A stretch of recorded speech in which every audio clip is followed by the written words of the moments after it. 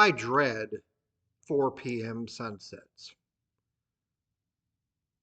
Tell me if this has happened to you. You look out into the darkness, expecting it to be late in the evening, and it is only 7:30 in the evening, and all you want to do is go to bed. I don't like short days. And let's not even begin to talk about this smog-like, ever cloudy presence that tends to be part of winter's days. How many days do we go out and wonder, is there really a sun or not? The sky is bright, it's brightly hued in gray, but no sign of blue and no sign of that circle in the sky. Just gray upon gray upon gray upon gray. What day is it now, anyways?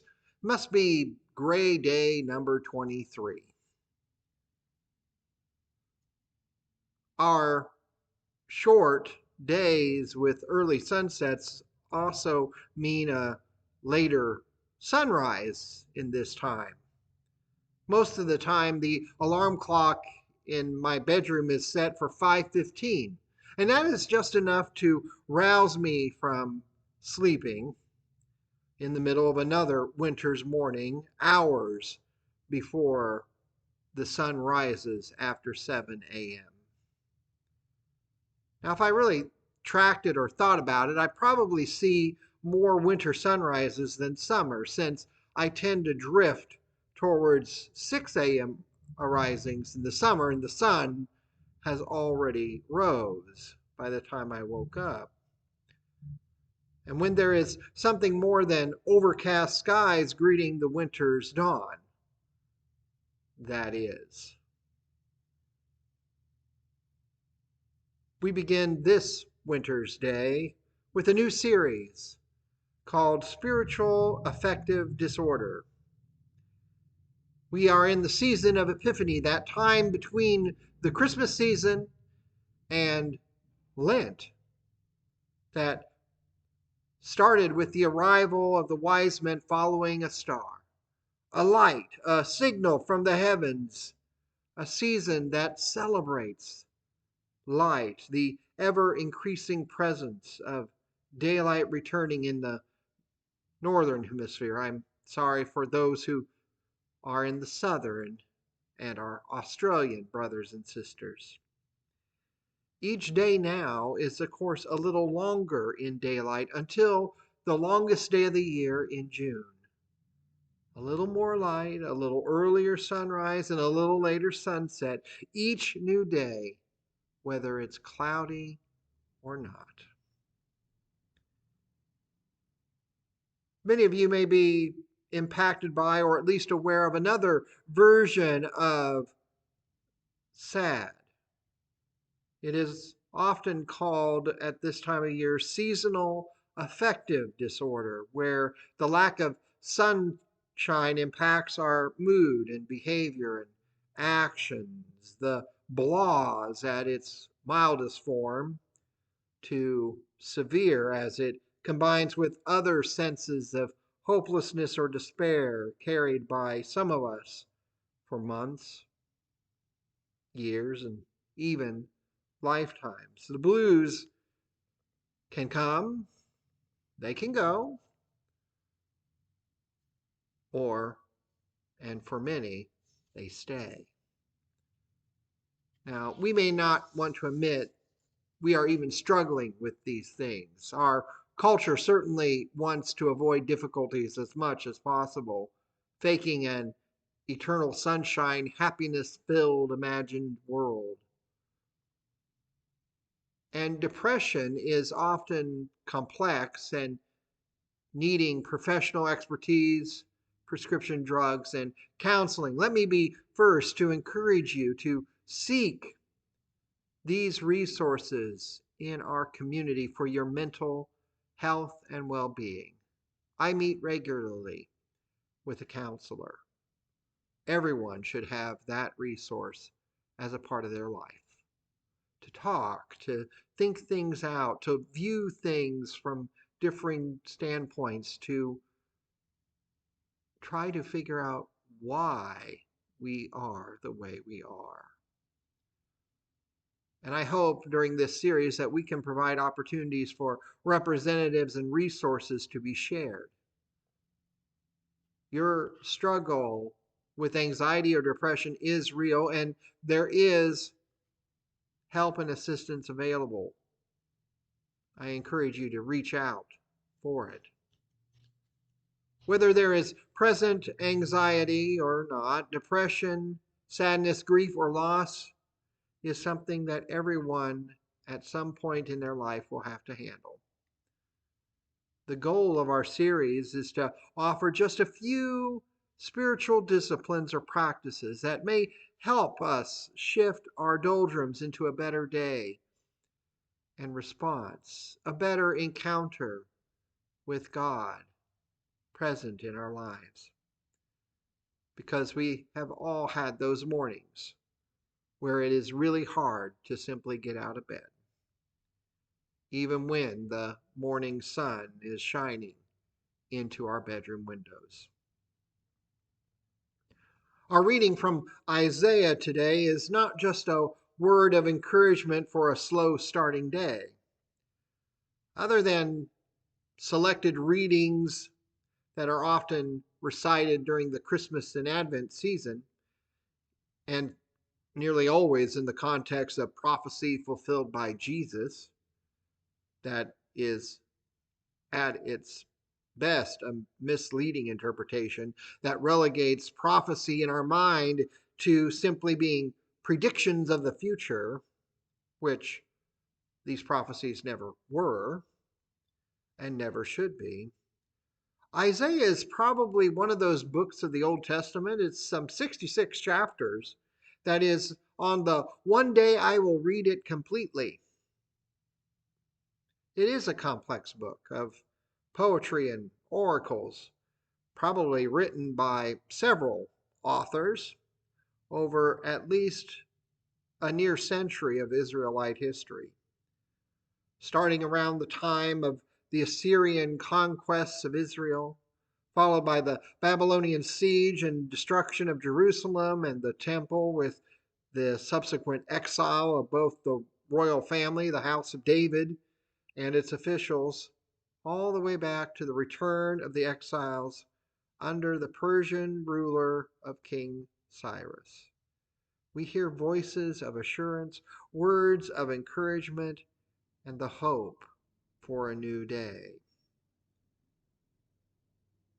These words that we hear today may have been written during the exile, during a time when the people of Israel felt displaced, out of touch, separated from not only their land, but also their God.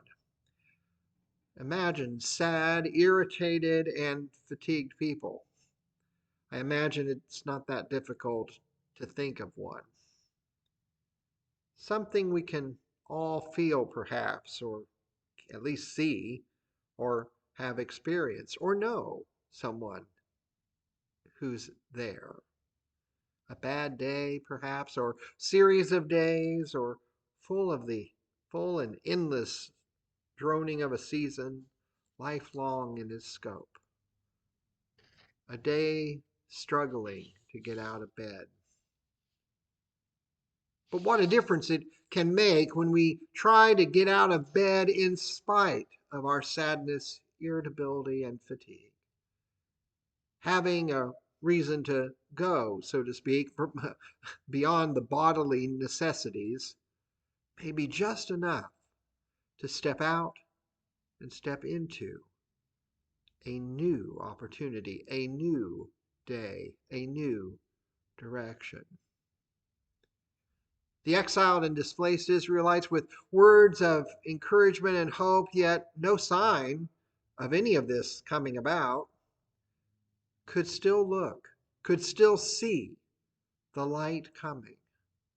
Not only the light coming, but the return of nations to bless their nation again, the return of wealth, of trade resuming, of moving from exile to home, from displacement to place. Light has the power to make us move, to go in a direction, to seek to receive it, use it, and live in it. We heard this directional challenge in the opening verse. Arise, shine, for your light has come, and the glory of the Lord has risen upon you. Another way to translate that last phrase is the glory of the Lord is to say that it has dawned upon you. Dawn, the new day, the fresh start, life reawakening from its nightly slumber. Dawn, that reminder of hope, that encouragement to start. Our modern 21st century world is saturated with the ability to manipulate light in ways that would appear to be sorcery or magic to ancient people. With a switch, the invisible, the shadows vanish away from us.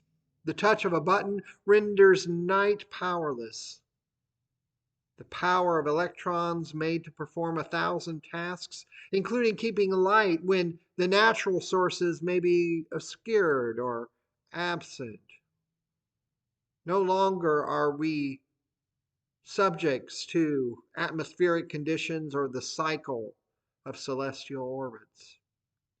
The smallest emotions, a simple push of the finger, transforms our ability to see from night into day. We may be overwhelmed by grief, drowning in despair, hopelessness, and regret, struggling to handle the complexities of life and the intimacies of living. But we can move ever slightly and make a change happen to us. At rising, at the start of the day, again and again, a response, if not just physical lifting of muscles, organs, tissues, and nerves. A spiritual awareness rising out of our situation, still trusting with hope that all will be well again. We tend to separate our world into two spheres, the spiritual and the natural. Now, this is not an honest separation. It's a separation that truly doesn't exist, for our life experiences in both realms the entire time. Our little rocky planet is held in captured attention by a yellow dwarf nuclear fusion device, commonly called a star, the sun, orbiting in the outer suburbs of a spiral-armed galaxy, hurtling at millions of miles a second. Our little rock has a funky little wobble to it, too, of 23 degrees towards and 23 degrees away. With this miniature planet, a moon, tugging its gravitational pull at our gravitational pull on it every 28 days. With none of these movements, motions perceived by our senses. We only see the sunny day, the moon, and a cycle of dawn, day, sunset, night, and back to dawn again. We tend to grab a photograph of a sunset more easily than a sunrise. What if we were more deliberate in seeing the spiritual side of the sunrise? Perhaps as a discipline, a way of shifting our perception and perspective. Associating discipline with punishment is not the only way to view discipline. After all, discipline comes from the same root as the word disciple, which means student, a learner. What would it mean for us to learn from the sunrise? What practice could we do in response to a sunrise as a spiritual discipline or practice? If we were to define a spiritual discipline or practice as any act habitually entered into with our whole hearts that awakens, deepens, and sustains within us a contemplative experience of the inherent holiness of the present moment, would looking at a sunrise be that practice? When we would rather stay in bed and be comfortable with our despair, hopelessness, and distress, what if we distinctively stepped into the moment of sunrise, awakening, deepening, and sustaining our hope in spite of circumstances? Just getting up and out could be that spiritual encounter that is as much more of a response as a worship service, a prayer, or a scripture reading could give. Perhaps greeting a sunrise and changing our response and beginning the day with a fresh start. Now, this action of arising may take effort, sometimes more, sometimes less, but the day beginning is a visible and living miracle to take to heart, to mind, and to the deepest parts of our soul. We can reach into God's glory as we rise up and embrace the light of a rising star, or touch the switch to shower our darkened room with electrons turned into photons with our artificial light. We tend to believe that only big efforts achieve big results. But the truth of life is that often it is the smallest of actions and activities that make a world's difference. Shift the direction only the slightest, and you can change the entire course. Did you know that if you turn the nose of a plane by just 3.5 degrees, hardly perceptible, you would, if you were leaving from Los Angeles, you would either land in New York City or Washington, D.C. Or a consistent deposit of $5 over time into an account will compound with the seeming magic mathematics of compounding interest. The big and impossible life become reality, one small and consistent step at the time. Small actions day after day become big changes. A small difference, yet compounded, makes for a huge outcome. A difference at the time that we may perceive or not. So each day, arise not with perhaps the way you've been usually greeting it as, "Good Lord, it's morning," but with a subtle change in your response. Perhaps the simple expression, looking at dawn's earliest rays to saying, "Good morning, Lord." When gratitude is difficult to find, circumstances seem impossible, and anxiety is trying its best to either bury you in past regret or occupy the future with worry, remember to simply rise from it.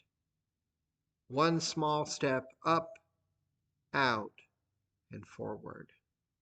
Aware of God's abundance already present in the dawn's early light. Arise, shine, for your light has come.